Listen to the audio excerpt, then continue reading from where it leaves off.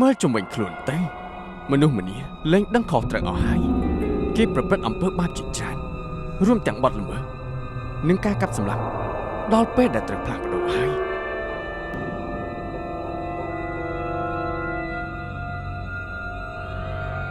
ខ្ញុំមានធម៌ពលដែលអាចធ្វើឲ្យពិភពលោកនេះរួមទាំងមនុស្សទាំងអស់គ្នារស់នៅបានប្រសើរជាងមុនហើយខ្ញុំក៏មិនខ្លាចក្នុងការប្រាវេនទេហើយក៏មិនខ្លាចក្នុងការសម្លាប់មនុស្សតាមចិត្តរបស់ខ្ញុំដែរព្រោះអ្វីៗស្ថិតក្នុងប្រដាប់ដៃរបស់ខ្ញុំអ្វីដែលខ្ញុំត្រូវការមានតែឈ្មោះមនុស្សស្គាល់មុខមាត់គេបិទមួយដើមនឹងបញ្ជីមួយតែប៉ុណ្ណោះ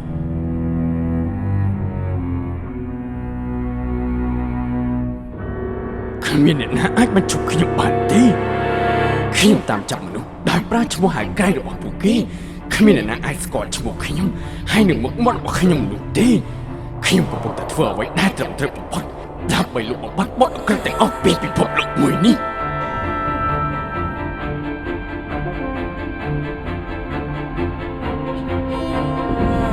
ហើយទាំងនេះគឺជាកិច្ចការដែលខ្ញុំត្រូវបង្ហាញមនុស្សលោកទាំងអស់ឲ្យបានដឹងថាភាពយុត្តិធម៌មានរសជាតិបែបណាវាជាកាតព្វកិច្ចរបស់ខ្ញុំដែលត្រូវតាមចាប់ពួកគេដើម្បីឲ្យពួកគេប្រឈមមុខនឹងការកាត់ទោសហើយនេះក៏ជាកិច្ចការចុងក្រោយរបស់ខ្ញុំដែលខ្ញុំត្រូវធ្វើដែរ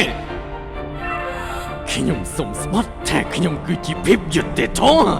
បើឯងខ្លាំងសម្រាប់ខ្ញុំអោ